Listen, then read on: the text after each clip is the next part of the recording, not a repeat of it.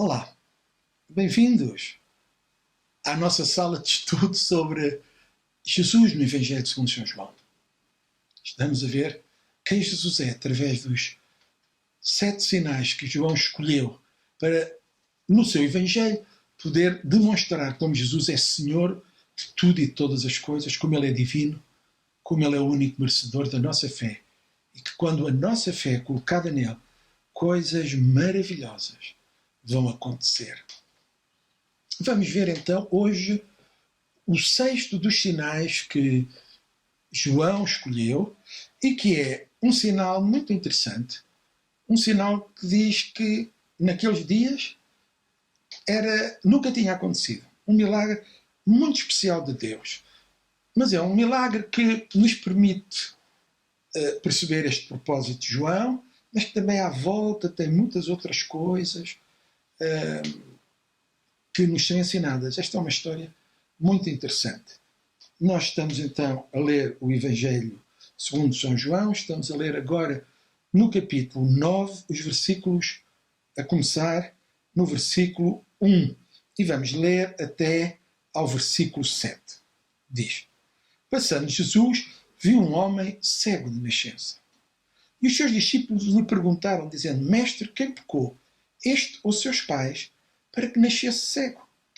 Jesus respondeu: Nem ele pecou, nem os seus pais, mas foi assim para que se manifestem nele as obras de Deus. Convém que eu faça as obras daquele que me enviou enquanto é dia. A noite vem, quando ninguém pode trabalhar. Enquanto estou no mundo, sou a luz do mundo. Tendo dito isto, cuspiu na terra, e com a saliva fez no lodo, e untou com lodo os olhos do cego. E disse-lhe: Vai, lava-te no tanque de Siloé, que significa o enviado. Foi, pois, e lavou-se, e voltou vendo. Até aqui este texto da Palavra de Deus, que nos está a dar as indicações e a contar esta história, que tem muitas coisas interessantes lá dentro. Jesus responde e opera este milagre num contexto de uma conversa que demonstra e que nos ensina como a maneira dos judeus verem o mundo. Já falámos disto quando falámos nos Eu Sous, mas pode haver alguém que não tenha seguido as primeiras conversas que tivemos e que então está a entrar agora e não percebe bem porque que a pergunta é feita. E a pergunta que eles fazem é: levam a Jesus aquele homem, já não era um rapaz, era um homem, que era cego de nascença, e perguntam-lhe: para este ter nascido cego, quem é que pecou? Foram os seus pais ou foi ele? Porque eles tinham a ideia de que tudo o que fosse deficiências, anormalidades que surgissem, isso era fruto de pecado. Para lá da ideia de que a doença era fruto do pecado, e ainda hoje há muita gente que vê qualquer coisa como resultado do pecado e vem logo com umas conversas muito espirituais: o que é que tu fizeste para agora estares doente? E já perguntaste ao Senhor, é do Senhor que te mostra qual foi o teu pecado, como se para uma pessoa estar doente tivesse que pecar. Claro que a doença é sempre resultado do pecado. Quando Deus criou o homem, criou o perfeito, saudável, e em justiça. No jardim do Éden, o homem nunca esteve doente. Quando entrou o pecado no mundo, com o pecado veio a doença, claro, resultado da desobediência, tudo isso. Mas agora que cada episódio de doença que acontece a alguém é resultado de um pecado, de alguma coisa que essa cometeu, meu Deus, o Senhor nos livre desses pensamentos e dessas ideias tão estranhas que as pessoas parece que gostam de acreditar nisto tudo só para depois terem o prazer de dizer: mas eu orei, mas eu fiz e o Senhor mostrou-me, eu arrependi-me, e as pessoas começam outra vez a trazer o eu para dentro das questões, nas quais o pior é sempre o eu, porque nestas questões é sempre ele. É Jesus, o seu poder, a sua graça. É Ele que salva, é Ele que cura, é Ele que liberta, é Ele que opera, é Ele que faz tudo a seu tempo, como Ele quer, onde quer. É sempre Ele. Quando eu começo a colocar-me a mim como sendo merecedor de alguma coisa ou participante na história, estou a estragar tudo. Geralmente eu sou a razão pela qual as histórias correm mal. São os meus pecados, os meus erros, as minhas falhas, as minhas transgressões. Eu tenho que aprender a seguir o conselho de João e olhar para ele. Ele é o Senhor. E eles então acreditavam que para alguém ter um problema deste, isto é, ter nascido cego de nascença, alguém que teria nascido com uma perna mais curta, alguém que teria nascido sem uma mão, qualquer coisa, era sempre pecado, e geralmente dos passados, porque Deus é aquele que visita a maldade dos pais nos filhos até à terceira e quarta geração, segundo o Antigo Testamento. E Jesus teve que dizer, olha, não, ele não pecou. Porque então já tinha nascido cego antes de ter pecado, já tinha sido castigado antes de ter pecado. E os pais dele também não. Ele nasceu cego porque foi um acontecimento natural. Fruto, sim, do pecado que está no mundo em tudo isso, fruto de um tipo qualquer de situação que aconteceu, de um problema genético, talvez, que aconteceu com ele, ele nasceu cego. Mas isto não tem a ver com pecado, isto não é castigo, pelo contrário. É uma oportunidade para Deus manifestar nele a sua glória. E isto é importante para nós percebermos isto, porque temos que perceber que Deus não está tão interessado em castigar-nos, porque o castigo já está sobre nós e já é certo. A quem não crê no Filho de Deus não tem a vida eterna. Portanto, quem crê em Jesus tem a vida eterna. Quem não crê já está condenado. Jesus não veio para nos condenar porque nós já estávamos condenados. Jesus veio dar-nos a alternativa à condenação eterna, que é podermos ser perdoados e ter vida eterna. Então, na situação deste rapaz, ele não precisava de ser castigado, já tinha nascido cego. O que Jesus veio foi intervir no infortúnio daquela vida e transformá-la e manifestar nele a glória e o poder de Deus.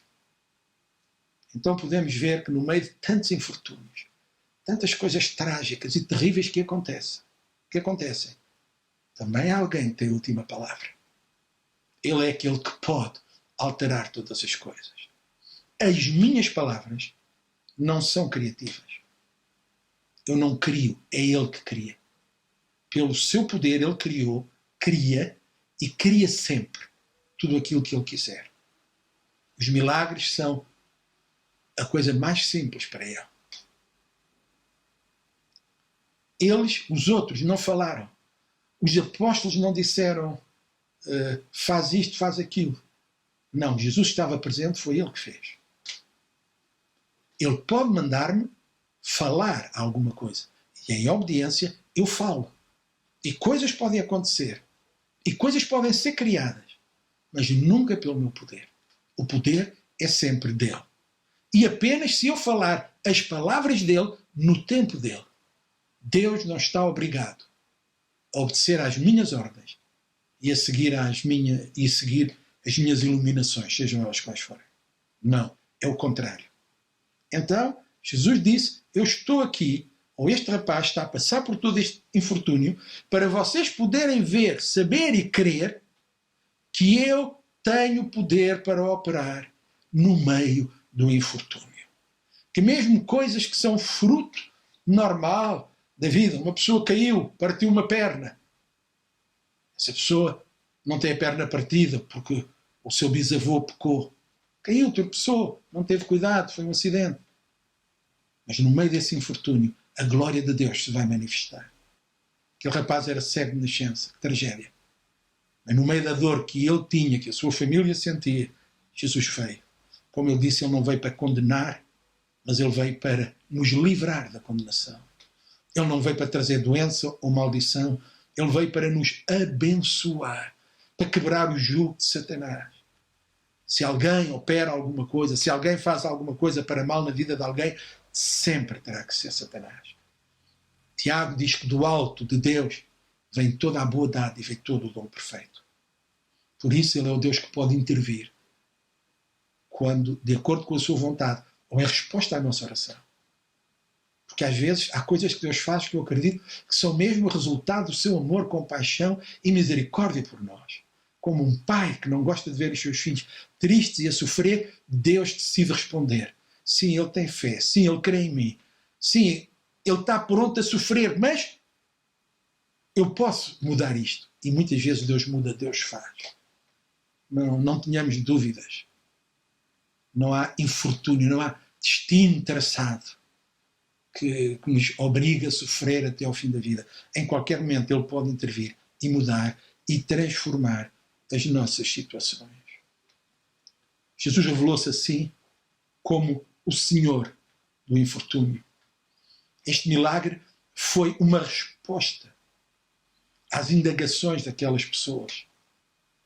Este milagre é uma revelação do amor de Deus, do poder de Deus, da compaixão de Deus. Simbolicamente, pode-nos mostrar que, ainda que tenhamos nascido, como todos nascemos, pecadores, cegos espiritualmente, longe e separados de Deus, Jesus veio para quebrar esse poder do pecado, desse castigo que cai sobre todos os homens. Quando nós continuamos a viver e a caminhar de costas voltadas para Deus, não há nada que Ele possa fazer. Deus não olha para cada um em cada momento e diz: a este eu vou dar isto, a este eu vou dar aquilo. Não.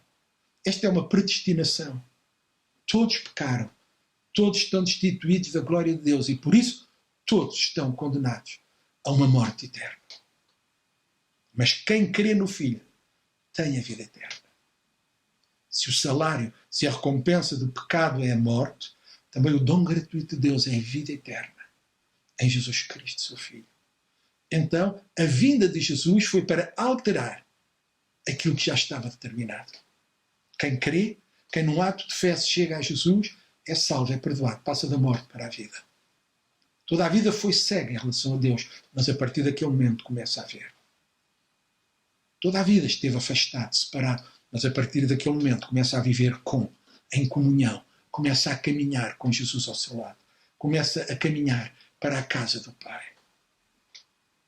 O milagre que nos mostra que não somos escravos de um destino cruel, não estamos sujeitos a coisas que alguém determina por nós, mas que no meio da vida e de todas e quaisquer situações, sejam elas recentes, antigas ou até problemas hereditários, Deus surge para quebrar.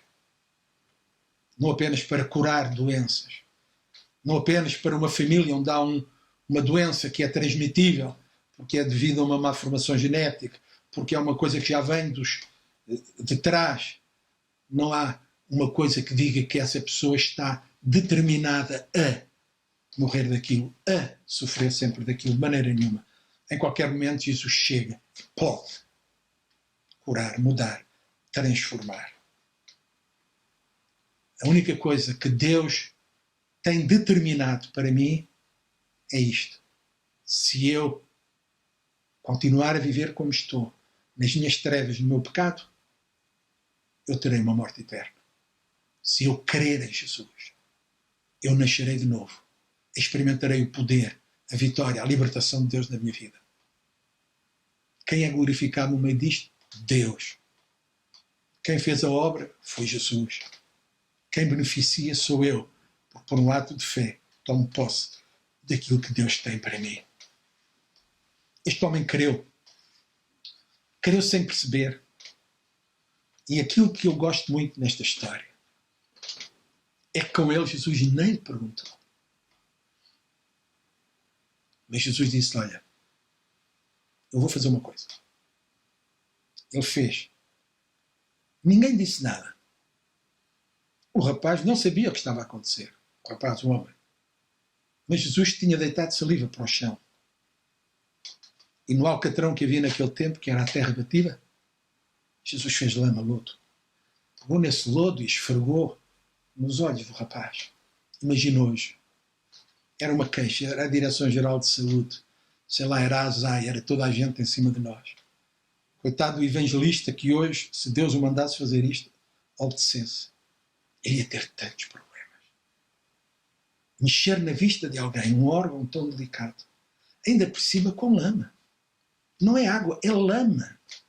Água misturada com terra. Terra que poderia conter tudo e mais alguma coisa, com certeza pisada, com os animais estando ali, fazendo as suas necessidades.